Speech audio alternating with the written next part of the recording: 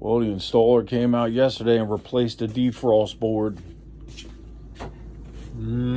Still frozen. No heat coming out of the ducts. Not even warm air. So I'm at the point where I think he doesn't know what he's doing. He's clueless. What do I do now? I referred this guy.